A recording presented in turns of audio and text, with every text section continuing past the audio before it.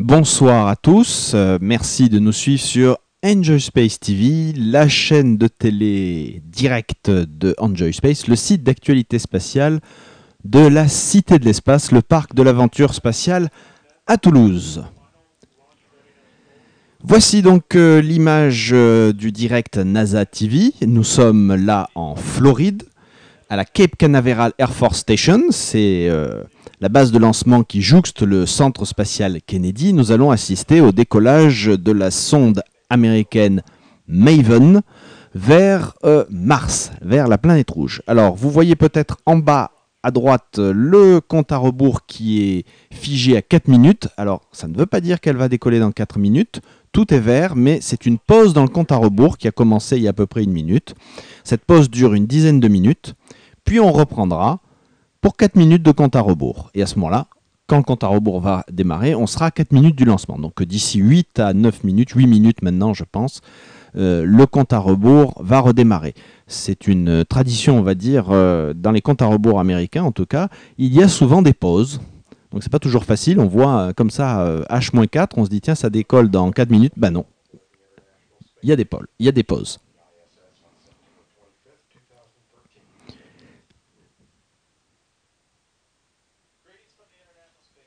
Et voici un message enregistré de la Station spatiale internationale. Il s'agit de Mike Hopkins. Et au nom de l'équipage, il souhaite un envol réussi vers la planète Mars. Donc l'astronaute Mike Hopkins vient de rappeler qu'envoyer des sondes comme Maven vers Mars est essentiel pour préparer plus tard des missions habitées vers la planète rouge. Donc voilà, un message de soutien de la part de l'un des 6 membres d'équipage de la Station spatiale internationale. Donc la sonde Maven, là, est au sommet de la fusée que vous voyez, qui est une Atlas V. L'Atlas 5 est une fusée américaine, mais son premier étage fonctionne avec un moteur russe, le RD-180. Il y a une seule chambre de combustion et 2 tuyères. C'est pour ça que quand la fusée va décoller, vous risquez d'avoir l'impression qu'il y a 2 moteurs. Mais en fait, non, il y en a un seul et 2 tuyères. Et au sommet de cette fusée, la tradition américaine continue. Voilà, une photo qui a été prise il y a quelques heures. Et là, on voit qu'ils ont peint la coiffe, c'est-à-dire c'est là-dessous qu'il y a la sonde. Ils ont peint la coiffe aux couleurs, au logo de la sonde Maven, cette sonde martienne. Alors elle ne va pas se poser, hein, c'est une sonde qui va tourner autour de Mars. Et Maven, ça semble un nom un peu bizarre. Maven, ça veut dire Mars Atmosphere and Volatile Evolution. Donc le EN à la fin est pour Evolution. E de Evolution et N, le grand N. Donc c'est une sonde qui a pour principal objectif, même unique objectif, l'étude de l'atmosphère martienne. Parce qu'il y a un mystère autour de Mars, on pense que cette planète a pu être habitable il y a 3 à 4 milliards d'années, le rover Curiosity l'a démontré. Et si elle a été habitable, s'il y a eu de l'eau notamment, de l'eau qui a même été estimée potable par les scientifiques, si cette eau a disparu, ça veut dire que Mars a perdu son atmosphère. Pourquoi a-t-elle perdu son atmosphère? Il y a beaucoup de théories. La plus courante est que Mars a perdu son champ magnétique qui protège la planète contre les vents solaires. Nous, sur Terre, nous avons un champ magnétique qui nous protège. Si Mars a perdu son champ magnétique, puisqu'à l'heure actuelle, elle n'en a pas, eh ben, en quelque sorte, les vents solaires ont soufflé l'atmosphère de Mars. C'est donc ce grand mystère de l'atmosphère martienne que va tenter de résoudre Maven. Mais pour cela, il faut d'abord que la sonde décolle, et ensuite qu'elle vogue pendant 10 mois vers la planète rouge. Elle l'atteindra le 22 septembre 2014. La sonde Maven, alors à quoi elle ressemble? Voilà une photo de Maven en préparation au sol, avant d'être mise au sommet de la fusée. Donc le cercle au centre que vous voyez, c'est son antenne de communication principale. La sonde, c'est le cube qu'il y a derrière ce cercle, derrière cette antenne de communication. Et vous voyez de chaque côté ces panneaux solaires qui vont fournir un peu plus de 1000 watts, 1000 kilowatts d'électricité. Non, 1000 watts, pardon. Et il faut savoir, vous voyez, les panneaux solaires ont l'air d'être un peu pliés. Alors, c'est pas qu'ils sont pas correctement dépliés, c'est une configuration volontaire. Les panneaux solaires sont ce qu'on appelle un petit peu en gull wing, comme on dit en anglais, ça veut dire en aile de mouette, donc elles sont un petit peu cassées, et c'est volontaire parce que Maven va s'approcher par moments très près de l'atmosphère martienne, et c'est donc pour faciliter la stabilisation de la sonde lorsqu'elle passera très près de l'atmosphère martienne. Parce que si j'ai dit que Mars avait plus d'atmosphère, au sens atmosphère terrestre, il y a une atmosphère sur Mars, mais résiduelle, qui est 1000 fois plus faible que l'atmosphère terrestre.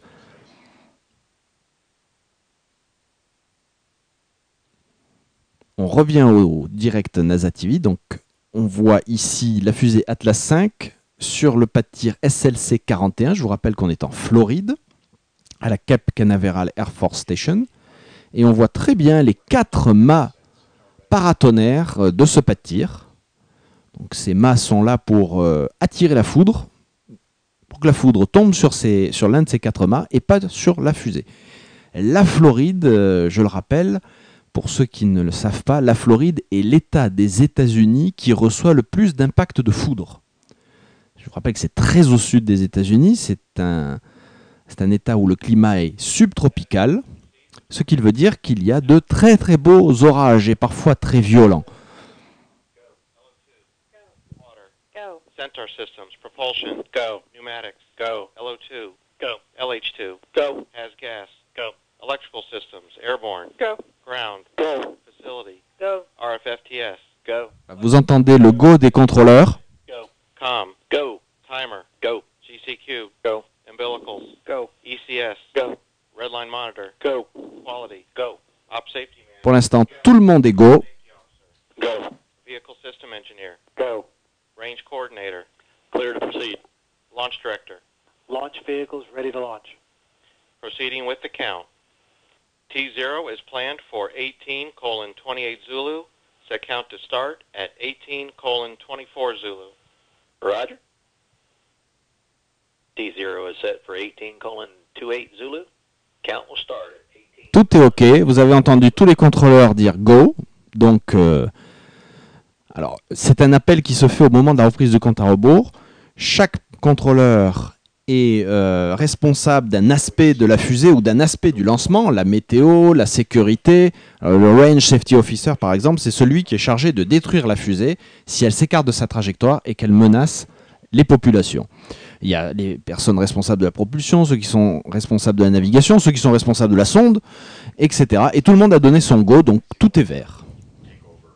Et donc, normalement, on doit décoller à l'heure qui est prévue, c'est-à-dire 19h28 heure française, 13h28 heure de Floride.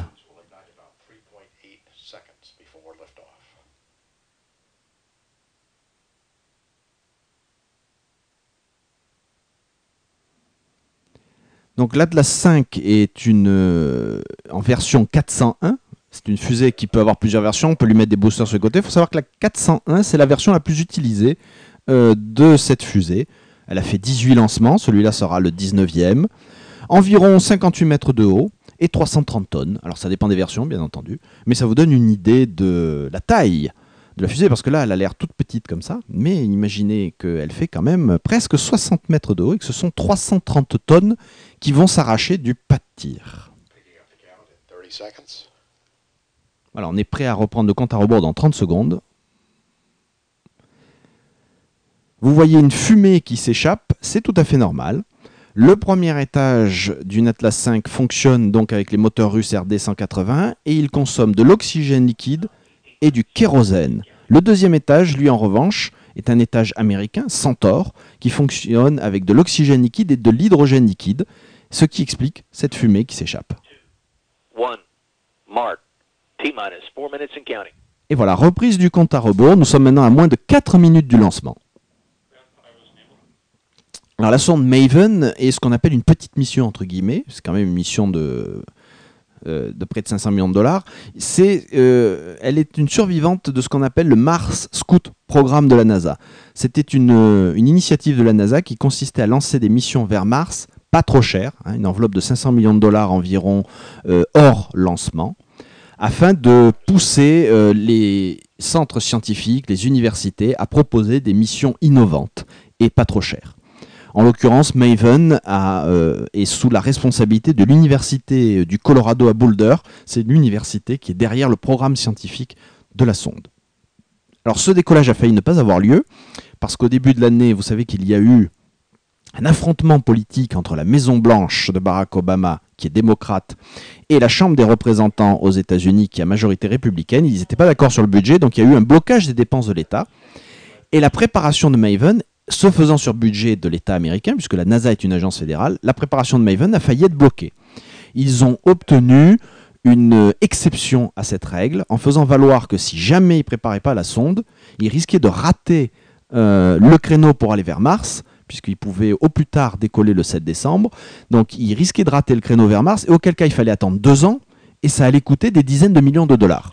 Donc il y a eu une bonne décision qui a été de dire « Ok, là, exception, vous continuez à dépenser l'argent de l'État, même s'il y a un désaccord politique. » Bon, le désaccord politique a trouvé une solution temporaire pour l'instant, et donc c'est ainsi que Maven peut s'envoler comme prévu. Nous sommes maintenant bientôt à 2 minutes du lancement. Donc la fusée va mettre à peu près 8 minutes à atteindre l'orbite terrestre et il faudra environ 1 heure pour savoir si la sonde est correctement lancée vers Mars, puisque une fois que le premier étage aura fait son travail, ce sera au tour du Centaure, et le Centaure va s'allumer 2 fois. Une première fois 4 minutes et 18 secondes après le décollage. Il va tourner jusqu'à 13 minutes environ, donc pendant 9 minutes, donc pour atteindre l'orbite. Et ensuite, une deuxième fois, 41 minutes après le décollage, là il va fonctionner pendant 5 minutes, pour cette fois-ci donner l'impulsion définitive dont Maven a besoin pour aller rejoindre Mars. Attention, 1 minute 22 secondes. 1:20.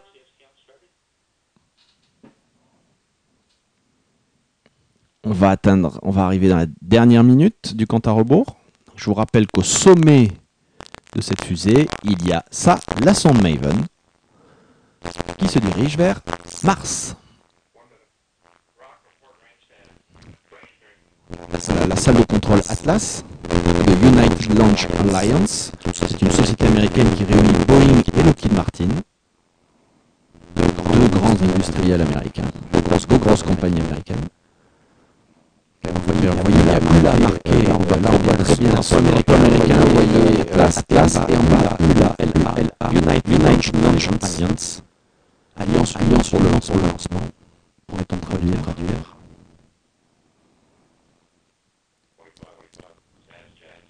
25 secondes. 20. On a entendu Go Center, Go Maven.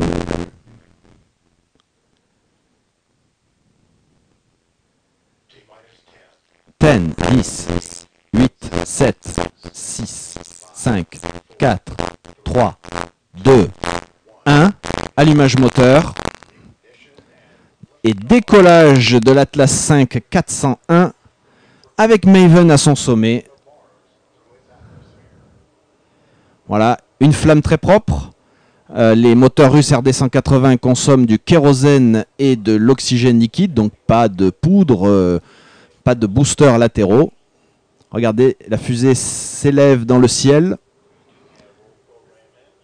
Tout est bon dans les paramètres. Elle passe les nuages. Très très belle ascension pour l'instant.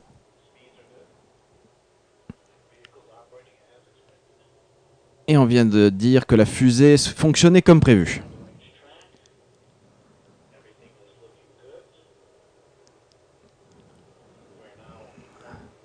Superbe vue, la fusée s'élève vers le ciel de Floride qui est un petit peu chargé, mais les responsables de la météo ont estimé que tous les critères étaient réunis. Parce qu'on peut lancer des fusées quand il y a des nuages, le tout c'est qu'il n'y ait pas d'orage ou de risque de foudre. Ici une vue informatique, donc ça c'est une simulation, mais qui est basée sur les données de télémétrie qu'envoie la fusée. Donc c'est du temps réel, il ne s'agit pas d'une animation qui montre ce qui devrait se passer, c'est bel et bien calculé en temps réel en fonction de la télémétrie envoyée par la fusée. On passe le max Q, c'est-à-dire le moment où la pression dynamique est maximale. Donc on ralentit légèrement les moteurs afin d'éviter un stress dynamique trop fort sur la fusée. Et après on reprendra à pleine puissance. Alors la fusée là va déjà très vite. Elle est haute en altitude mais pas suffisamment, ce qui fait qu'il y a encore beaucoup de pression d'air. On est à 95% de poussée. Et la trajectoire suivie normale. Voilà des spectateurs au sol qui ont suivi l'événement. En Floride, beaucoup de gens, lors des lancements, viennent sur les plages environnantes du Centre spatial Kennedy ou de la Cape Canaveral Air Force Station pour voir décoller les fusées. Voilà, ce balancement était tout à fait attendu.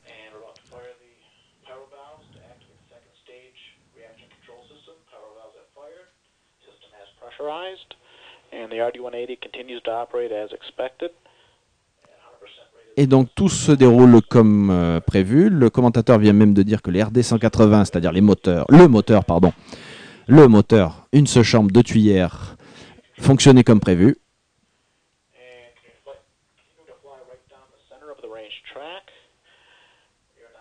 Donc la fusée s'élève vers l'est, donc elle est au-dessus de l'océan Atlantique. Mais elle ne va pas, comme on le voit d'ailleurs, elle ne continue pas à monter à la verticale en permanence. Elle s'incline pour se placer sur orbite autour de la Terre. Car Maven d'abord va être placé sur une trajectoire orbitale autour de la Terre, et après l'étage Centaure lui donnera l'impulsion définitive nécessaire pour se diriger vers Mars, c'est-à-dire pour quitter le champ gravitationnel de la Terre.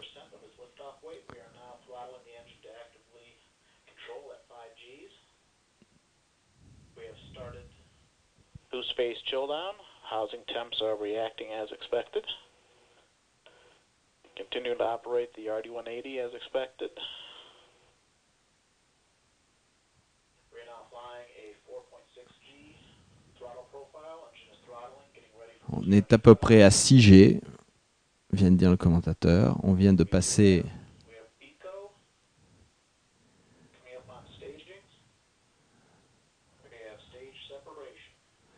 Voilà, séparation. Voilà, le premier étage a accompli son travail. Le moteur RD-180 s'est éteint et c'est le Centaure qui s'est allumé, donc le deuxième étage. Et bientôt la séparation de la coiffe. Car maintenant, voilà, Maven est suffisamment haute pour ne plus être gênée par l'atmosphère. Et on peut larguer la coiffe qui l'a protégée jusqu'à maintenant. Alors c'est important parce que si la coiffe ne se sépare pas, c'est terminé pour la mission. Donc là, c'est bon.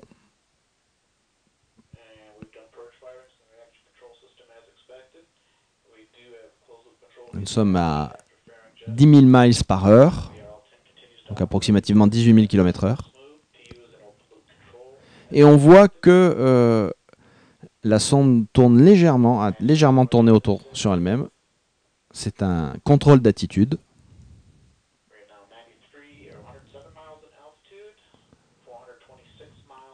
Et on est à peu près à 180 km d'altitude.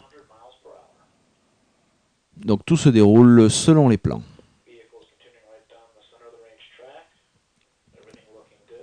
Donc l'étage Centaure doit fonctionner jusqu'à maintenant 13 minutes après le décollage, vu qu'il s'est allumé à 4 minutes et quelques, ça fait 9 minutes de fonctionnement ininterrompu. C'est une manœuvre essentielle. Si l'étage Centaure connaît la moindre erreur de fonctionnement durant cette phase cruciale, Maven ne sera pas sur la bonne trajectoire. Mais pour l'instant, tout se déroule comme prévu.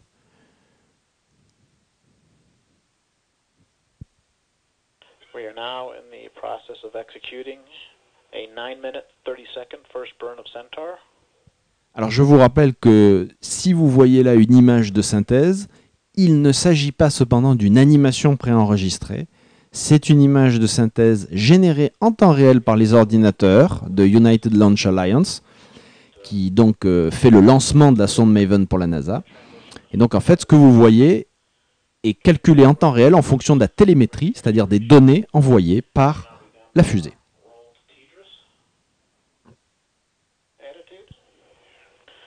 Our delta PE for the boost phase, our preliminary look gives us 78 pounds of delta PE. That's 1 sigma. D'ailleurs, vous voyez par moment en haut à droite de l'écran, vous voyez status no data, c'est-à-dire que là, il n'y a pas de données reçues, ce qui est normal.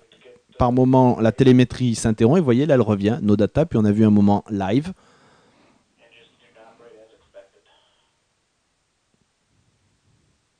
Voilà, vous voyez status live TLM data, TLM pour télémétrie.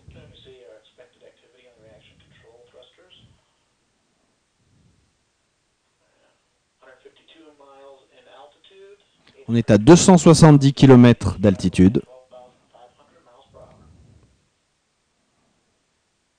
Et la vitesse est d'environ 20 880 km/h. Le commentateur dit qu'il y a un peu de bruit dans la télémétrie, c'est-à-dire que la transmission des données est par moments un peu brouillée, mais néanmoins, tout se déroule comme prévu.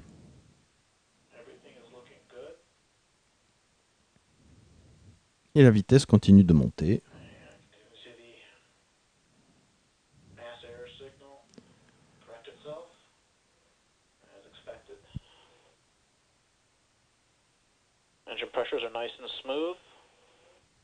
Alors, on a passé quasiment les 21 600 km/h.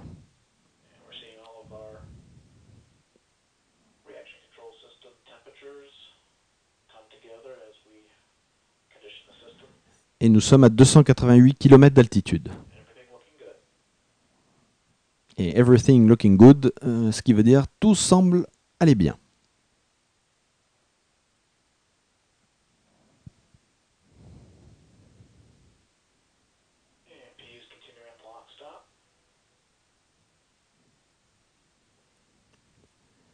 Donc, vu qu'on a décollé à 19h28 comme prévu, jusqu'à la 13e minute après le lancement, 38 plus 3, 41. Donc encore à peu près 3 à 4 minutes de phase Centaure.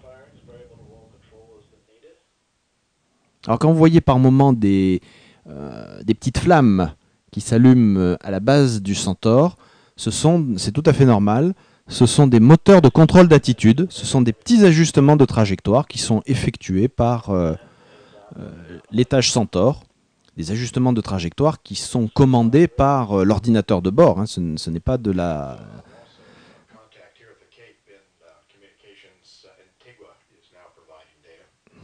Donc là, ce n'est plus Cap Canaveral qui reçoit les données, c'est une station d'écoute ailleurs. Voilà, là, on a vu cette petite flamme s'allumer un moment. Donc, ce sont des petits moteurs, voilà, là encore, ce sont des petits moteurs de contrôle d'attitude pour maintenir l'étage Centaure sur la trajectoire voulue. Et là, ici, nous voyons la salle de contrôle de United Launch Alliance. Donc, ce sont en quelque sorte les pilotes par procuration de la fusée. Évidemment, ils ne la pilotent pas avec un joystick ou un volant, ils ne peuvent pas intervenir, mais ils suivent le déroulement de la mission, parce que c'est bel et bien l'ordinateur de bord qui fait les contrôles d'attitude.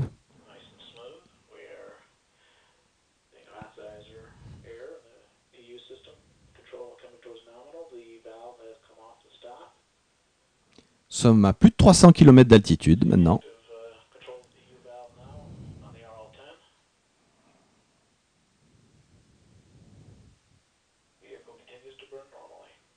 Et donc l'étage continue de fonctionner normalement.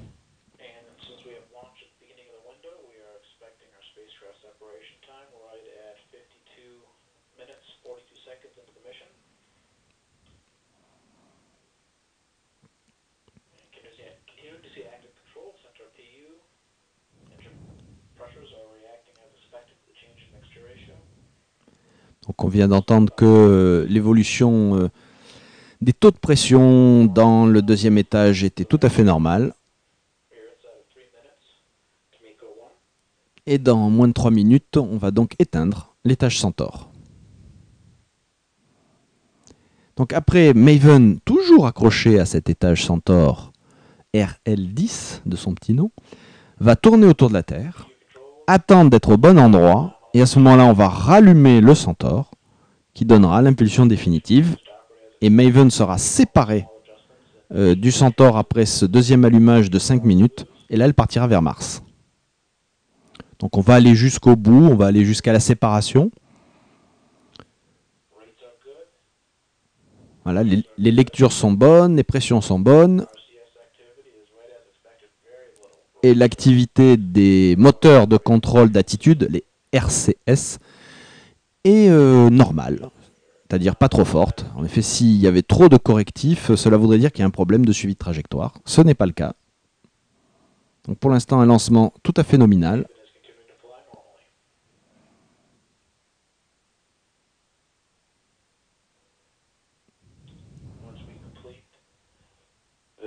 Burn of Centaur, first burn of Centaur, we will enter a 27-minute, 36-second coast phase. Voilà, donc le commentateur a précisé qu'une fois que le Centaure s'éteindra, il y aura une phase dite coast phase, une phase de dérive en quelque sorte, mais bien contrôlée, dans le sens qu'on veut, d'environ 27 minutes. Et au bout de ces 27 minutes, on rallumera le Centaure, opération toujours délicate. On rallumera le Centaure pour 5 minutes. Et là, à partir de ce moment-là, à la fin de ce burn, on va larguer Maven et la Maven sera partie vers Mars.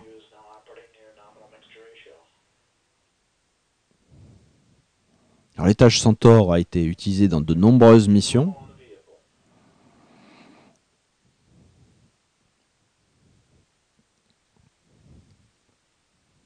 Donc une fusée américaine avec un moteur russe pour le premier étage et un deuxième étage 100% américain, le Centaure.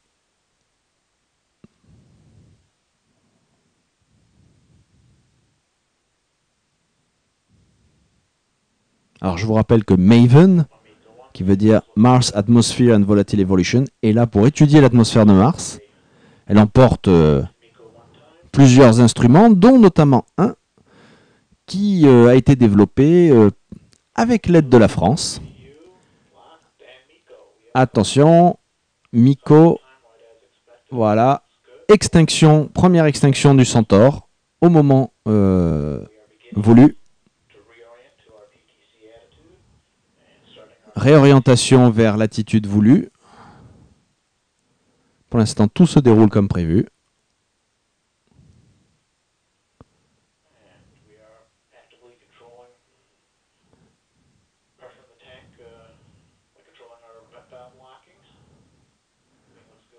Voilà, vous voyez les petites flammes qui sont là, ce n'est pas le moteur principal du Centaure.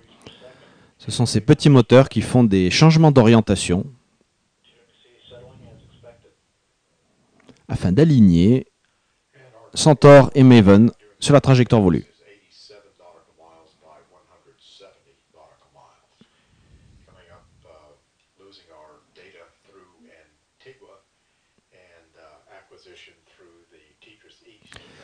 Donc cette phase où le moteur principal du Centaure est éteint va durer environ 26 minutes et le Centaure va se rallumer après.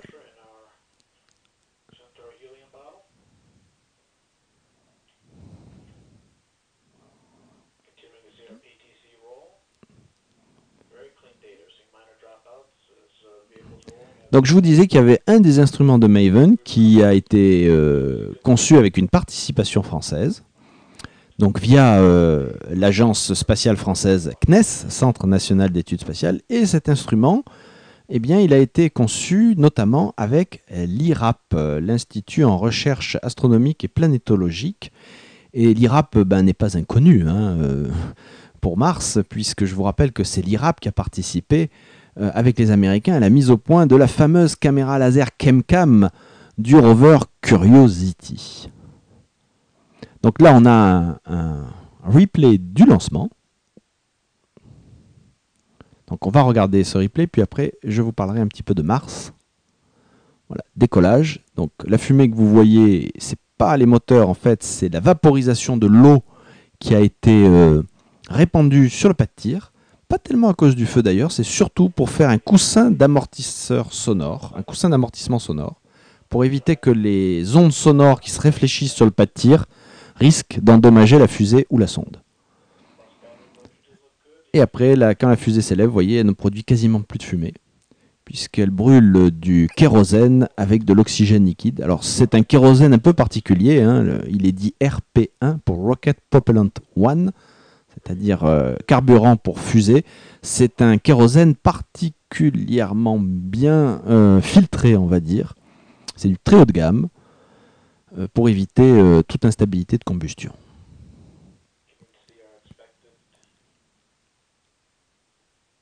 Alors on va parler un petit peu de Maven pendant qu'il y a ces replays, puis en attendant que le Centaur se rallume. Voilà la sonde Maven, ici en préparation, comme je vous l'ai montré tout à l'heure. Elle va donc mettre 10 mois à atteindre Mars et elle arrivera le 22 septembre 2014. Donc au lancement, elle pèse à peu près 2,5 tonnes, hein, 2540 kg, et il y a, vous voyez, ces panneaux solaires qui semblent un petit peu pliés là. Et c'est tout à fait volontaire, ces panneaux solaires ont cette forme-là afin de stabiliser la sonde lorsqu'elle viendra très près de la faible atmosphère martienne. Ça la stabilisera puisque le but de Maven est bel et bien d'étudier l'atmosphère martienne. Alors Maven emporte les noms des gens qui se sont inscrits sur Internet. On l'avait signalé sur Enjoy Space. Voilà, ça c'est un petit montage NASA, vous voyez. Les noms des gens qui sont inscrits sur Internet ont été placés sur un DVD-ROM. Et le DVD-ROM, vous voyez, on voit marqué Public Submissions Here. Donc ce qu'a donné le public est là. Et ça a été placé sur un des panneaux solaires de Maven. Alors il y a le nom des gens, mais il n'y a pas que le nom des gens. Il y a eu une initiative dirigée notamment vers les écoles qui a été faite. On a proposé aux écoles de faire des dessins ou une œuvre artistique sur ce que leur inspirait la mission Maven. Et l'œuvre artistique qui a gagné, la voici. Voilà, vous regardez, il y a 8 petites planètes Mars qui ont été faites par des élèves d'une école. Et en tout, 377 écoles ont répondu. Et c'est une école maternelle du Colorado. Le Colorado, hein, je vous rappelle que l'université du Colorado s'occupe de l'aspect scientifique de la mission. Donc c'est une école maternelle du Colorado. Et les élèves ont conçu en binôme 8 façons de voir Mars. Vous pouvez remarquer que la 3e planète en partant de la gauche, carrément c'est un Angry Birds. Vous savez, du fameux jeu avec ces oiseaux en colère qui essayent de tuer des méchants cochons. Voilà. Donc c'est pas le seul dessin qui a été lauréat. Lui c'est le numéro 1. Il y a ce dessin là aussi qui est parti. Qui est le 2e choix en quelque sorte de l'équipe, un petit peu plus classique. On voit une fusée qui part vers Maven. Et un autre choix qui a été fait, un coup de cœur en quelque sorte de l'équipe, mais qui n'a pas gagné le concours. Enfin, il n'y avait rien à gagner si ce n'est le fait d'être déclaré lauréat. Il y a ce dessin très touchant d'une sorte de salle de contrôle d'une navette qui vogue vers Mars. Alors on voit un petit peu Jupiter là sur la gauche, il y a Mars et on voit les sondes en orbite autour de Mars. Car Maven, quand elle va arriver autour de Mars en septembre 2014, après 10 mois de voyage, ne va pas être seule. Elle ne va pas être seule. Il y a déjà des copains là-bas. Il y a 3 sondes qui tournent autour de Mars en même temps qu'elle. Donc la plus vieille, 2001 Mars Odyssey, qui a été lancée le 7 avril 2001 et qui tourne autour de Mars depuis le 24 octobre 2001. Alors c'est la plus vieille des sondes qui fonctionne encore autour de Mars et elle a même le record de longévité autour de Mars. Ensuite, eh bien, il y a une européenne qui l'attend là-bas. Mars Express, que vous voyez là, Mars Express, de l'Agence spatiale européenne, qui a été donc lancée le 2 juin 2003. Elle est arrivée autour de Mars le 25 décembre 2003. C'est donc il y a bientôt 10 ans, hein, en 25 décembre 2003, on fêtera les 10 ans de Mars Express. Mars Express qui fonctionne toujours. C'est un très beau cadeau de Noël pour l'Europe, puisque c'est la première sonde européenne martienne.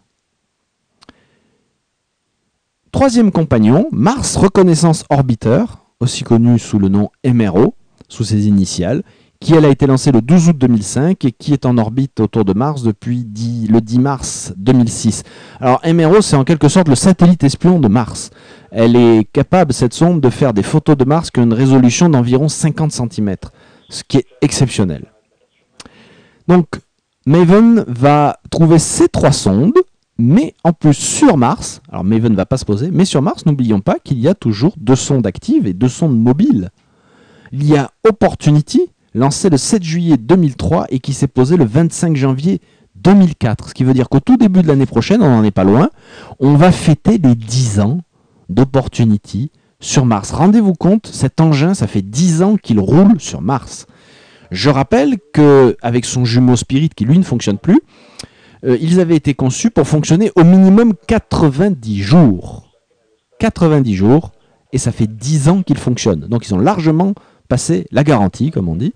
Et Opportunity continue donc à faire de la science. Et bien sûr, deuxième rover présent, Curiosity, le plus gros rover jamais envoyé sur Mars. Lui, il a été lancé le 26 novembre 2011 et il est arrivé le 6 août 2012. Vous en rappelez peut-être, la Cité de l'Espace avait fait un direct depuis donc la Cité de l'Espace de Toulouse et aussi au JPL en Californie, au Jet Propulsion Laboratory qui gère cette mission. Et donc c'est Curiosity qui a en haut de son mât cette caméra laser mise au point par l'IRAP, l'IRAP qui participe, l'IRAP je vous rappelle, l'Institut de recherche en astronomie et planétologie de l'Université Paul Sabatier à Toulouse, l'IRAP qui donc a participé à la mise au point de cette caméra laser avec les Américains, c'est un instrument franco-américain, et bien l'IRAP est encore présent à bord de Maven, donc vous voyez une tradition martienne, à Toulouse en quelque sorte.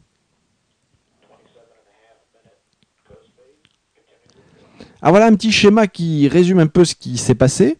Vous voyez la fusée Atlas V.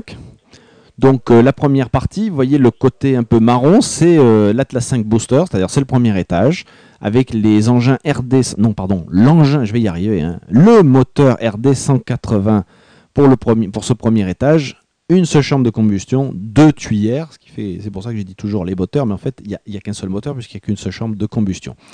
Les Russes nous font parfois des petites blagues comme ça. Donc, une seule chambre de combustion, 2 tuyères. C'est un moteur et 2 pots d'échappement, en gros. Ensuite, le deuxième étage, le Centaur. Et à son sommet, Maven Spacecraft, la sonde, donc, qui part vers Mars. Et la coiffe de 4 mètres. C'est pour ça, d'ailleurs, que c'est l'Atlas V version 401. 4 mètres de diamètre pour la coiffe, 0 parce qu'il n'y a pas de booster latéraux et 1 pour un étage Centaur RL10. Et là, la NASA continue à nous repasser le décollage. Donc là, on voit ce qui se passe sur le pas de tir après le décollage. Et on comprend pourquoi on déverse autant d'eau sur le pas de tir. Mais pas seulement pour les flammes, surtout pour le son. L'onde sonore qui peut détruire la fusée et la sonde si jamais il n'y a pas ce coussin d'amortissement sonore par les dizaines de milliers de litres qu'on déverse sur le pas de tir. Alors, on va encore voir ici le décollage sous un autre angle. Donc la fusée Atlas V bien au milieu. Allumage des moteurs, regardez, vaporisation de l'eau sur le côté et décollage de la fusée. Ça c'est une caméra qui suit la fusée. On voit une sorte d'écoulement de gaz blanc tout le long de la fusée. Ça, c'est le fait que y a de l'oxygène liquide et de l'hydrogène liquide. C'est très froid, donc ça fait de la condensation. La Floride est un état subtropical très humide, même au mois de novembre. Donc ça crée de la condensation et ça fait cette espèce d'impression d'eau qui coule le long de la fusée. Mais en fait, c'est de la condensation. Et voilà la fusée donc qui s'élève et qui emporte à son sommet Maven. On remarque que la coiffe est plus large que la fusée. C'est pas si simple que ça d'avoir une coiffe plus large que la fusée. Ça demande un meilleur contrôle du lanceur, un meilleur contrôle aérodynamique. Il faut savoir par exemple que les lanceurs Soyouz russes ne pouvaient pas avoir de coiffe plus large tant qu'il n'y avait pas une électronique de bord suffisamment évoluée. Et puis Soyouz a progressé, je rappelle que c'est la fusée qui a quand même lancé Sputnik et Gagarine, et les Russes ont fait évoluer leur fusée, ils ont mis une électronique de bord beaucoup plus évoluée et ils ont pu avoir des coiffes plus larges, donc emporter encore plus de satellites qu'avant, enfin des satellites plus gros, plus larges. Donc encore une autre caméra. Donc en attendant que le Centaure revienne à la vie, donc sous un autre angle. Regardez, voilà, on voit très bien l'eau. Et hop, vaporisation, décollage de la fusée. Très très belle vue. Voilà, on voit très bien que la flamme, elle, s'élève sans produire de fumée et que donc la fumée qui est au sol, c'est bien cette eau répandue sur le pas de tir qui est vaporisée. Très belle vue. Alors évidemment, c'est une caméra automatique parce qu'une personne qui serait là à la place de la caméra n'aurait pas survécu. Retour en temps réel. Donc je vous rappelle qu'il s'agit là d'une image de synthèse mais calculée en fonction de la télémétrie. Et pour l'instant, tout est OK, d'après le commentateur NASA, un commentateur qui est M. Rob Gagnon.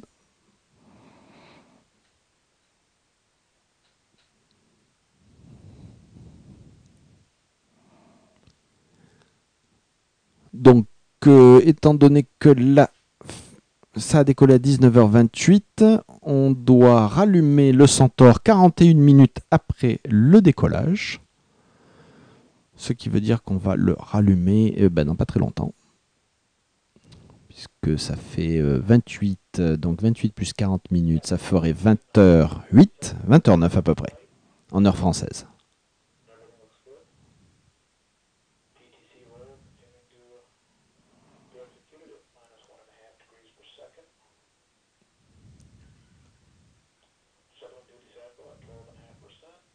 Et donc tout se déroule comme prévu. On voit que le deuxième étage et Maven tournent sur eux-mêmes. Alors, une des raisons pour lesquelles on fait tourner comme ça un étage de fusée et une sonde sur elle-même, c'est pour éviter que ce soit toujours la même face qui soit côté soleil, où il fait très chaud. Tandis qu'à l'ombre, il fait très froid. Quand on dit très chaud, très froid, on parle d'écart genre plus 120 degrés au soleil, moins 120 degrés à l'ombre. Donc le fait de faire tourner l'engin comme ça sur lui-même permet d'obtenir une sorte de barbecue, si vous voulez. Ça permet de répartir équitablement chaleur et froid et d'éviter un côté trop chaud et un côté trop froid.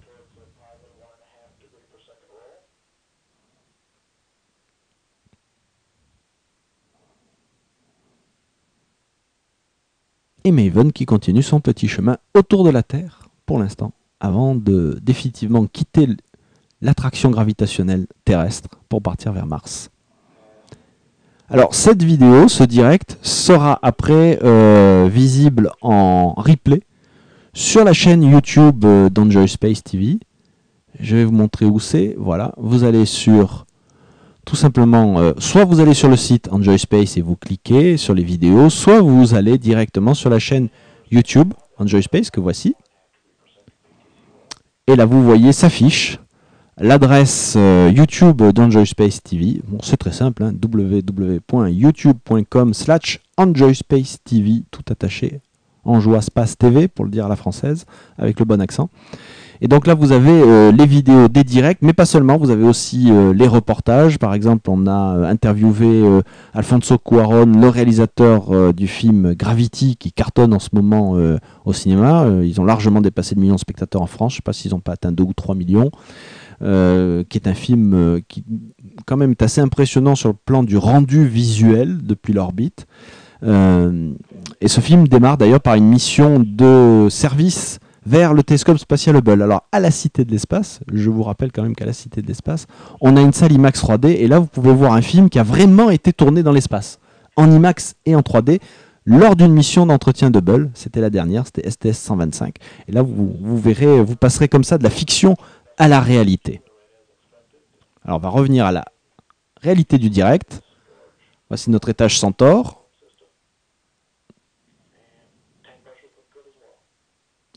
Et donc en ce moment, il est en train de survoler, il va bientôt survoler l'Afrique, si ce n'est pas déjà le cas.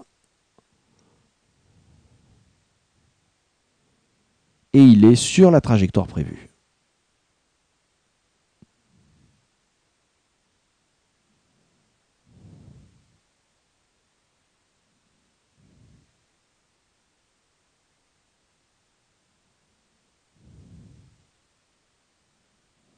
Vous voyez par moments ces petits allumages de moteurs de contrôle d'attitude. Tout à fait normal.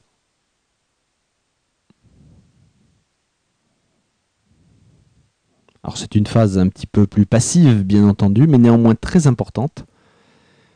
parce que ça permet en fait d'attendre de bons moments sur l'orbite terrestre pour allumer, ce qui va permettre de viser Mars, en gros, et d'envoyer Maven vers sa destination. Parce qu'une fois, en fait, une sonde, ou d'ailleurs n'importe quel vaisseau spatial, même une sonde ou un vaisseau habité qui va vers la Lune, ne fonctionne pas avec les moteurs allumés en permanence.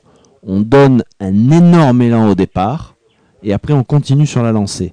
Donc c'est un peu comme si vous prenez une pierre, vous la lancez très fort, et après elle continue sur sa trajectoire, et elle va tomber là où vous avez visé. Enfin, en tout cas, si vous avez été très adroit, la pierre arrivera là où vous avez visé. Bon. C'est un petit peu la même chose. Pour envoyer une sonde vers Mars, on va l'envoyer très fort, on jette la pierre, donc là c'est la sonde, on la jette très fort en direction de Mars. Alors deux choses, d'abord on vise pas Mars, parce que si on vise Mars, on va la rater. On vise là où va se trouver Mars dans 10 mois pour Maven, déjà. Ensuite, la trajectoire n'est pas droite, elle est courbe, puisqu'en fait Maven va être attirée vers le Soleil, c'est une orbite autour du Soleil en fait, et après elle arrivera près de Mars. Il faudra qu'elle freine pour ensuite se mettre sur orbite autour de Mars. On fait des petits ajustements de trajectoire en vol, mais l'essentiel de la vitesse nécessaire pour aller, et de la trajectoire, de la direction pour aller vers Mars, est donné maintenant, enfin tout à l'heure, quand le Centaure va se rallumer. Alors pourquoi on peut faire ça? Parce que dans l'espace, il n'y a pas d'air, donc il n'y a pas de frottement. Quand vous lancez une pierre, elle retombe. Pourquoi? Parce que vous lui avez donné une forte vitesse. Alors d'abord, c'est une vitesse qui est insuffisante pour que la pierre quitte la Terre, mais en plus, il y a l'atmosphère qui ralentit. Si vous jetez par exemple une feuille de papier au lieu d'une pierre, vous allez voir que la feuille de papier, elle ne va pas aller très loin parce que, vu qu'elle est très peu dense, l'air arrête tout de suite la feuille de papier. Mais là-haut, dans l'espace, il n'y a pas d'air, donc il n'y a rien pour freiner cette sonde. Donc la vitesse qu'on va lui donner, elle va quasiment la garder jusqu'à atteindre Mars. C'est du tir sur cible mouvante. Alors heureusement, on connaît bien la trajectoire de Mars sur son orbite autour du Soleil, ce qui permet d'envoyer Maven là où se trouvera Mars le 22 septembre 2014.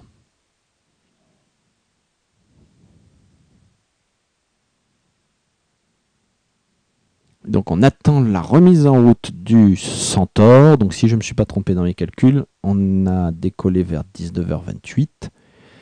Leur allumage est prévu pour 41 minutes, 42 minutes, c'est 41 minutes et 24 secondes après. On va dire que c'est 42 minutes, ça va être plus facile à calculer. Donc 19h28 plus 2 minutes, ça fait 19h30, plus 40 minutes, ça fait 20h10 heure française. Donc d'ici 8 minutes, avec peut-être un petit retard dû à la transmission Internet.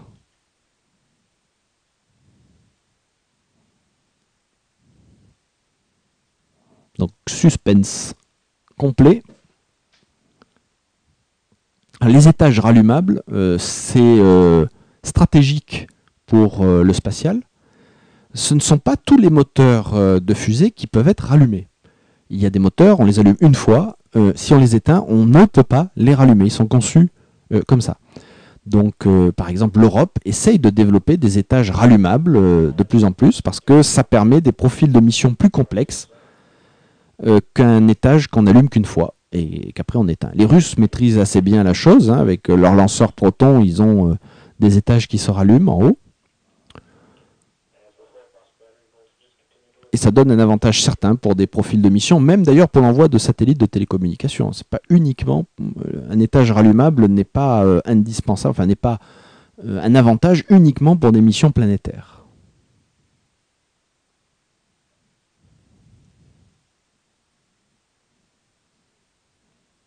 Alors en attendant que ça se rallume, je vous rappelle que quand Maven arrivera autour de Mars le 22 septembre 2014, elle trouvera 3 sondes qui fonctionnent encore, 2001 Mars Odyssey, l'européenne Mars Express, et une nouvelle américaine Mars Reconnaissance Orbiter, parce que 2001 Mars Odyssey est également une sonde américaine.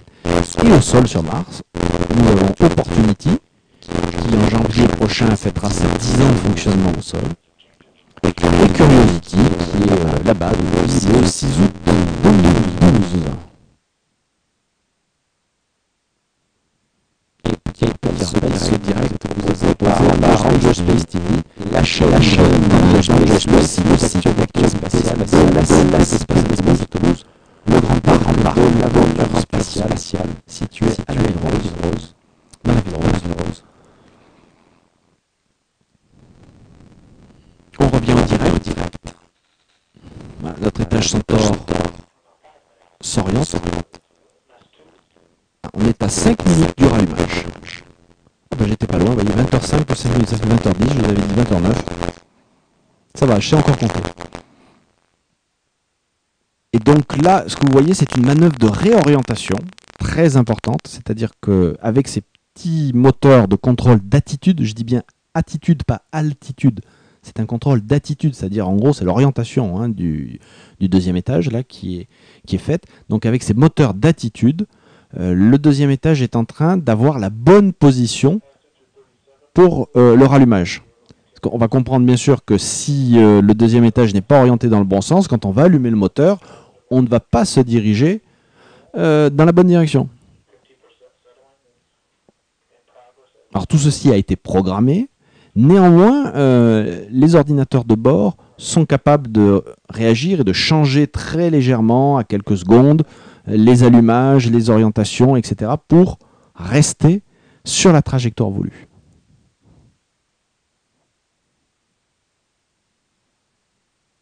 Alors c'est pas le cas de toutes les fusées. Par exemple, je me rappelle qu'il y avait eu une fois un problème sur un lanceur Proton. Un étage supérieur avait été trop chargé en carburant. Et donc, quand ça a été à son tour de fonctionner, il n'a pas fonctionné correctement puisqu'il avait plus de masse que prévu. Et étant donné que son ordinateur de bord ne pouvait pas faire des correctifs en temps réel, la mission a été un échec. Je crois que c'était des envois de satellites. D'où l'importance d'avoir des ordinateurs temps réel pour la navigation. Voilà, on voit très bien là le deuxième étage qui est en train de se réorienter. Parce que là, à l'heure actuelle, s'il se met en route, vous voyez que Maven pointe vers le sol, vers la Terre. C'est pas franchement ce qui est voulu. Et pour l'instant, justement, cette manœuvre se déroule comme prévu, vient de préciser le commentateur NASA. Et dans 3 minutes, deuxième allumage et dernier allumage d'ailleurs du Centaure. Donc là, cet allumage va durer un peu plus de 5 minutes. Et au bout de ces 5 minutes de fonctionnement, Maven va se libérer du Centaure et ça y est, la sonde deviendra indépendante et là, elle voguera vers Mars. Et à partir de là, le lancement sera réussi. Alors bien sûr, après, c'est pas pour autant que les responsables de la mission Maven vont se croiser les bras. Il faut que la sonde, elle, fonctionne correctement. Il faut déployer ses panneaux solaires, il faut mettre en route ses instruments, sa navigation, etc. Et on va ensuite la suivre vers sa mission vers Mars. Le voyage est périlleux. N'oublions pas que en dehors du cocon de protection de la Terre, la sonde va subir les bombardements de radiation du Soleil, bombardements relativement importants. Il faut savoir qu'il grillerait n'importe quel appareil normal. Je me rappelle que lorsque Curiosity a atterri sur Mars, l'un des responsables informatiques de Curiosity avait brandi un téléphone portable, alors c'était un iPhone hein, d'ailleurs, donc c'était un iPhone 4S à l'époque, et il avait dit l'ordinateur de bord de Curiosity est bien moins puissant que ce téléphone que je tiens dans la main. Je crois que c'était 10 fois moins, quelque chose comme ça. Il a dit, mais l'avantage c'est que mon téléphone sur Mars, il survivrait quelques minutes, pas plus. Pourquoi? À cause des radiations. Parce que Mars n'ayant pas de champ magnétique, Mars subit toutes les radiations venues du Soleil. Donc dans l'espace c'est pire. Hein. Donc les 10 mois de voyage, si le lancement en tout cas est une étape critique, les 10 mois de voyage ne sont pas non plus un long fleuve tranquille. Il faut surveiller la sonde, surveiller sa santé. Voilà, la réorientation du deuxième étage est maintenant terminée, ou du moins proche de l'être, puisque d'ici une minute, on va rallumer le Centaure. Non, 20 secondes d'ailleurs, on est à 20 secondes du rallumage du Centaure. Et les paramètres sont nominaux. Voilà, on voit des petits coups de moteur d'attitude. Parce que là, c'est là on vise, si vous voulez. En gros, pour simplifier, voilà. Préallumage. On voit la petite flamme.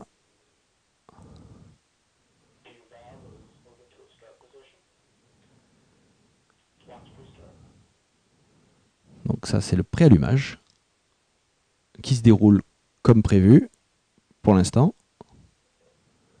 Attention, c'est là qu'on vise Mars, c'est là qu'on va donner la vitesse nécessaire.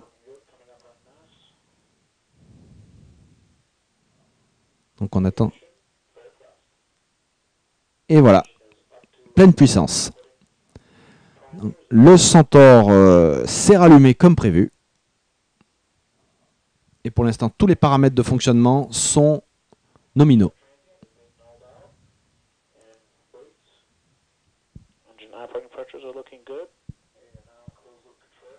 Les pressions sont bonnes. Donc là, ça doit durer à peu près 5 minutes.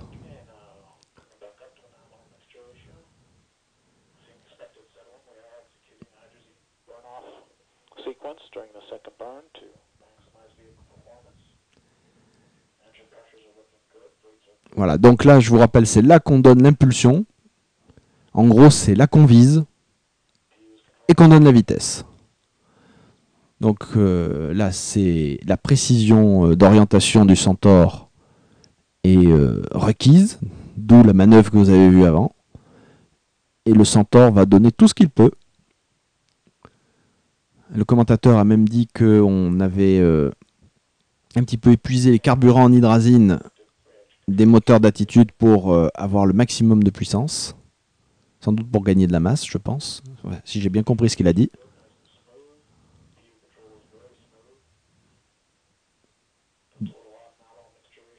Donc tout est nominal, toujours. Alors, hein, je vous rappelle que cette image, c'est une image de synthèse, mais calculée en temps réel d'après la télémétrie envoyée par l'étage Centaure. Et donc ça continue à aller doucement, smooth, comme dit le commentateur. Alors les petits chiffres que vous voyez là-haut qui défilent, là ils sont suivis de très très près par les scientifiques qui ont leurs expériences à bord de Maven. Pendant cet allumage, je vais vous dire quels sont les instruments. Donc on a un IUVS, un Imaging Ultraviolet Spectrometer, c'est un spectromètre ultraviolet. On a Static Suprathermal and Thermal Ion Composition, donc c'est c'est la mesure des ions thermiques et suprathermiques, donc ça c'est pour étudier l'atmosphère. On a aussi NGIMS. Le NGIMS, ça veut dire le Neutral Gas and Ion Mass Spectrometer, donc c'est un spectromètre cette fois-ci qui étudie plutôt les ions et les gaz neutres. SWA, le Solar Wind Electron Analyzer, donc ça c'est l'analyse des électrons du vent solaire. Il y a un instrument dit SEP aussi, Solar Energetic Particle, donc lui il étudie les particules énergétiques émises par le soleil.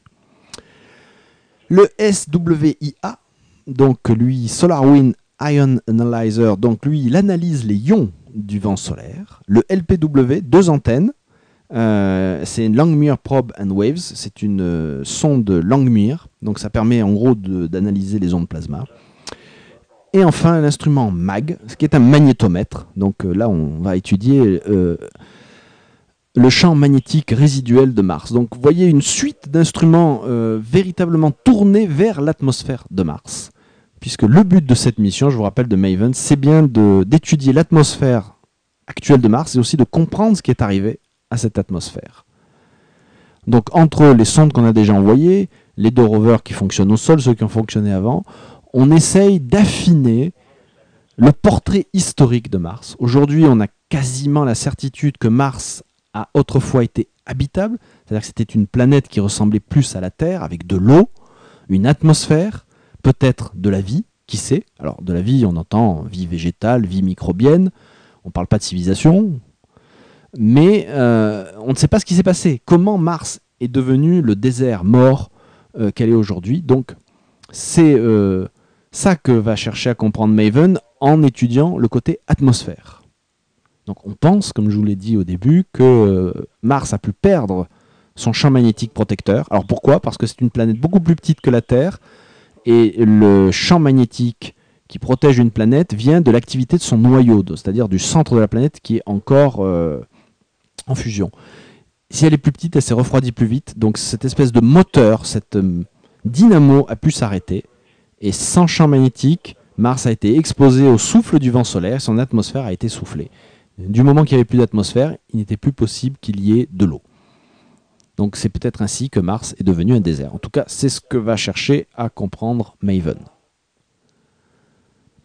Bon, côté technique, pour l'instant, tout se déroule comme prévu. On est donc dans la phase, je vous rappelle, là, vraiment cruciale. On est dans les dernières minutes du lancement de Maven. Après, ce sera une phase où on vogue vers Mars. Il n'y a plus que 2 minutes maintenant, environ.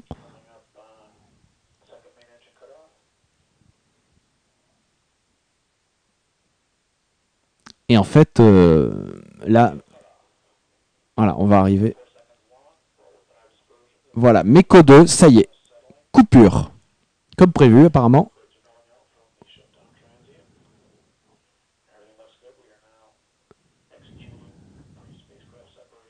Et on va bientôt séparer Maven du Centaur. Alors là, voilà, ça va être le grand moment. Maven va prendre son indépendance.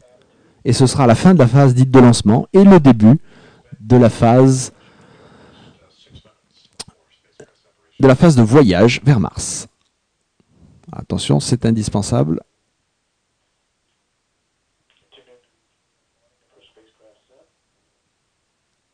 Voilà, la séparation est en cours, on attend la confirmation.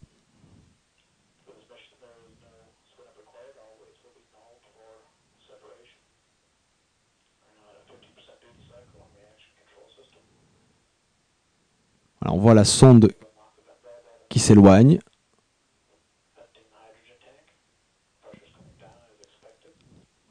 La pression dans le réservoir d'hydrogène est en train de baisser, ce qui est tout à fait normal. C'est attendu. Donc on est dans une séquence de pré-séparation, vient de préciser le commentateur NASA. Donc Maven est toujours solidaire de son étage Centaure.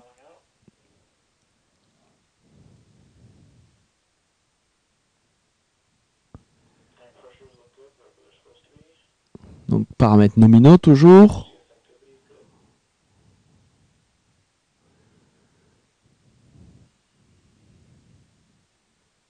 Donc on attend cette séparation parce qu'évidemment Maven ne peut pas aller vers Mars comme ça.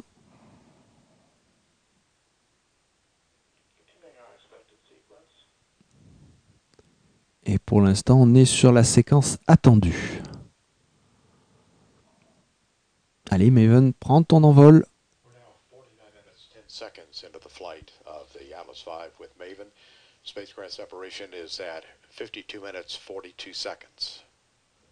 Donc on est à la 49e minute de vol et la séparation définitive est à 52 minutes, à 52e minute. Un peu avancé d'ailleurs, normalement 52 minutes et 42 secondes. Donc encore 2-3 minutes à attendre pour savoir si Maven vogue ou non correctement vers la planète rouge. 4e planète du système solaire, je le rappelle. Planète qui est 2 fois plus petite que la Terre en diamètre.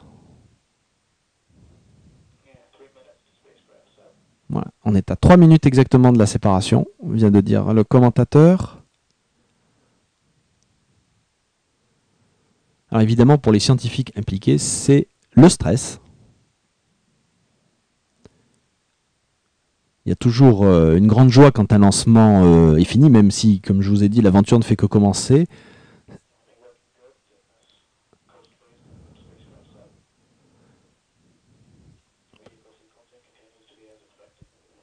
Voilà. Et la séquence du véhicule continue comme attendu. Il faut dire que là, tout est automatique, il n'y a pas grand-chose à faire. Alors les scientifiques n'hésitent pas, quand la bonne nouvelle arrive, à laisser exploser leur joie. Moi, je me rappelle, personnellement, j'ai vu le décollage de Venus Express au sommet d'une fusée Soyouz. Et une fois que il a été confirmé que la sonde avait été correctement lancée par la fusée Soyouz, j'ai vu 5-6 personnes qui se sont mises à danser, comme ça, dans la plaine du Kazakhstan.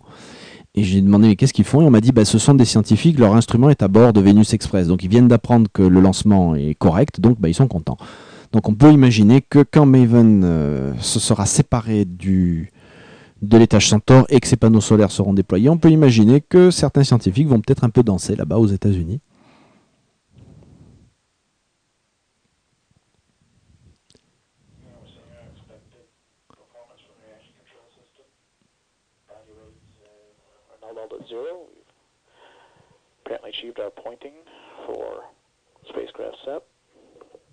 Voilà, on a vu que l'étage Centaure s'orientait et c'est attendu et il s'oriente de la façon voulue.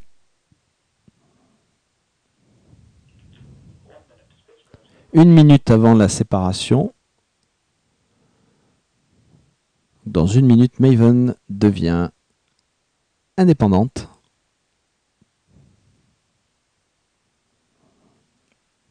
Et c'est là, ce sera donc la fin de l'opération de lancement et le début de la croisière vers Mars.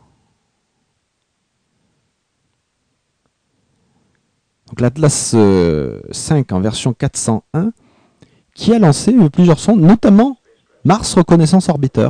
C'est une Atlas 5 en version 401, comme pour Maven, qui a lancé Mars Reconnaissance Orbiter vers Mars. Une Atlas 5 en version 401 a également lancé LRO, Lunar Reconnaissance Orbiter, sonde de la NASA qui tourne autour de la Lune.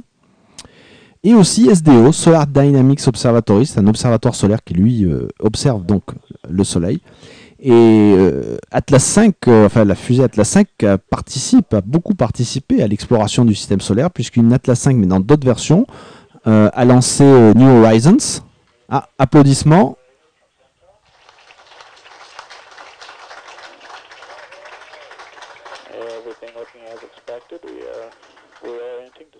Donc on peut peut-être supposer que la séparation a eu lieu. Oui, voilà, regardez. L'image montre le Centaure tout seul. Maven s'est correctement séparé. Ça y est, le lancement donc de Maven est réussi. Maintenant, tout est entre les mains des contrôleurs de la sonde. Les équipes de United Launch Alliance ont donc placé la sonde sur la trajectoire voulue. Alors je finis ce que j'avais commencé tout à l'heure rapidement. Donc des Atlas 5, donc en version 551, une Atlas 5 a lancé New Horizons vers Pluton. C'est la première sonde qui survolera Pluton. Ce sera en juillet 2015. Une Atlas 5 également en version 551 a lancé Juno, qui elle vogue en ce moment vers Jupiter. Une Atlas 5 en version 541 a lancé elle Curiosity, le gros rover qui donc est actuellement sur Mars.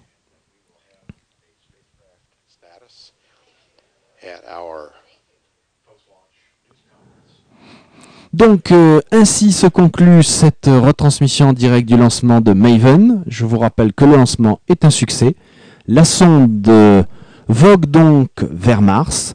Elle doit bien entendu passer plusieurs tests techniques, mais en tout cas la phase délicate de lancement est réussie. Et si tout se passe bien, Maven arrivera autour de Mars le 22 septembre 2014. Elle se placera sur orbite autour de la planète rouge. Et de là, cette sonde que voici étudiera l'atmosphère martienne pour tenter de comprendre ce qui s'est passé dans le passé de Mars et pourquoi Mars, d'une planète qui a très probablement été habitable voici 3 à 4 milliards d'années, est devenue une planète qui aujourd'hui ne peut plus accueillir la vie. Donc merci de nous avoir écoutés et à bientôt pour un autre direct Enjoy Space TV du site enjoyspace.com. Le site d'actualité spatiale de la Cité de l'Espace à Toulouse, le parc de l'aventure spatiale, que je vous invite à découvrir pour partir dans l'espace, parce que vous resterez au sol, mais croyez-moi, vous partirez véritablement dans l'espace, vous découvrirez tout ce que fait le spatial dans la vie de tous les jours, télécommunications, GPS, médecine à distance, etc., mais aussi l'exploration du système solaire, les vols habités, etc. Tout cela à la Cité de l'Espace à Toulouse. Merci pour votre attention.